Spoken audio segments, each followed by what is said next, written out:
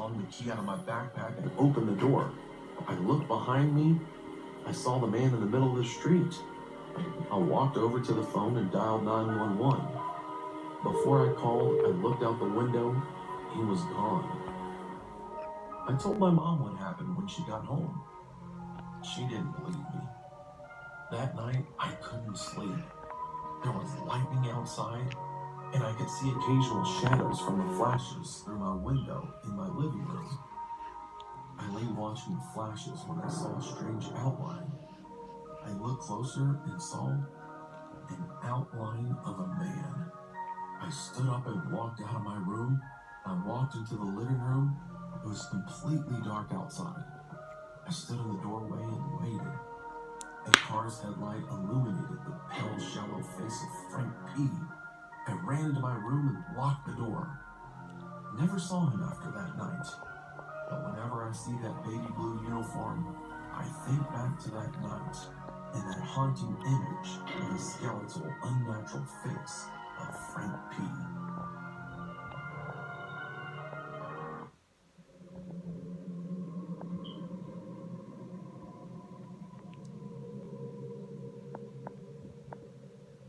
This is a true horrifying incident that happened to me when I was very young. The year was 2007, and I was an 8-year-old girl studying at a primary school. The school was old, and it was built after the war and Japanese invasion in my country. I heard that there were Japanese army men and local people killed on the land brutally, and many teachers and students claim that they have encountered paranormal activity. Although I've never seen anything paranormal at the school, this place still gave me a creepy vibe. My class was located on the second floor, just beside the girls' bathroom. The chilling part is, we could see an old cemetery park from there before entering the bathroom. One day, when I was studying in my class, I wanted to pee, so I asked the teacher's permission and went to the bathroom. I got into the first stall and locked the door. There was no light or anyone in there. It was just me. Everything was silent until suddenly, someone banged and kicked the door that was in front of me. I was in shock and froze for the first seconds. I don't know why, but I didn't scream for my life. I just quickly pushed against the door so the person wouldn't break in. After a few minutes, the banging stopped. I waited for a few more minutes and opened the door. There was no one in there. I walked out, ready to go back to my classroom. Then, I saw a student with broad shoulders and chocolate skin standing opposite of my direction. He was looking at me with a smile on his face. I froze, because he was one of my classmates, and he actually sat near me. I think, after he saw me go out of the bathroom, he followed me, and that was him inside. I quickly returned to my classroom and didn't speak of anything about it to anyone. The student soon went in and sat down quietly. I cannot recall his name, but I still remember this incident even now. I will never forget this horrifying experience. I wonder what would have happened to me if I didn't lock the door, or if he had successfully broke in that day.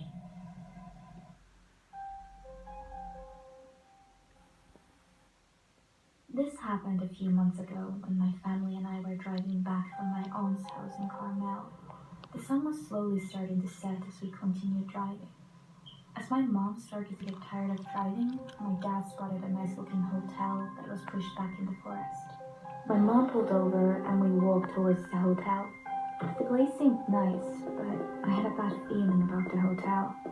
My dad asked the lady at the front desk if there were any spare rooms that we could stay in for the night. The lady surprisingly said yes, but that our shower was broken and that unfortunately they wouldn't be able to fix it. But she said we could use the community showers on the second floor. We took the elevator up to our room and set down our things. I decided before I went to bed that I would use the community showers. As I went to the showers, I realized that they were much different than normal showers. To start off, there was a door connecting the boys' community showers to the girls' community showers. Secondly, instead of shower curtains, we had glass doors. So much for privacy. As I looked around, I realized the showers were completely empty. I thought to myself, if I took a quick shower, then I wouldn't have to worry about anyone walking in. I hopped in and washed myself. As time went on, the glass started to get very foggy and I couldn't see anything outside. I heard the door that connected the boys' showers to the girls' showers open. Why the hell would a boy want to come in here? Since I couldn't see anything, I decided to wipe my hand on the glass to get rid of the fog. As I did that, I saw a homeless man in his mid-40s with frizzy hair, with his face directly on the glass looking at me with a smirk. As I looked down, I saw he was holding a large kitchen knife. I screamed and I opened the glass door as fast as I could, knocking the guy to the ground. I quickly grabbed a towel and ran out. I ran to our room and told my parents what happened. We immediately called the police and they arrived and searched the showers. They found him knocked out in the same position I had knocked him out in. Apparently, he was a registered sex offender and even went as far as to raping a girl my age. They arrested him and I'm not sure what they did after that. This story still terrifies me to this day, and I never went back to the hotel in fear that I might see him again.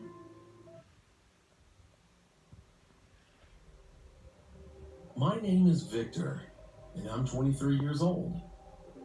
I have a story that happened to me when I was 17 years old.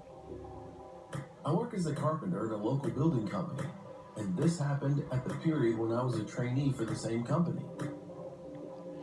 We were renovating a very old apartment building from around the 1960s that was going to be school classrooms for a school that had bought the building. As many carpenters, we were working on Friday, which basically means that we started earlier the rest of the week so we could go home early on Fridays, which means it was a lot of very early mornings. So one day, I was on my way to work at about 4:30 in the morning. I was walking the usual way to my bus. It was about 1 kilometer. It was through the block I was living on, and then through a small path in the forest, about 200 meters. By this time in the morning, it was still pitch black, because it was winter and I live in Sweden, so the path through the forest was like a black hole. So I grabbed my phone and put the flashlight on, an old iPhone 4S by the way, and began walking the small path.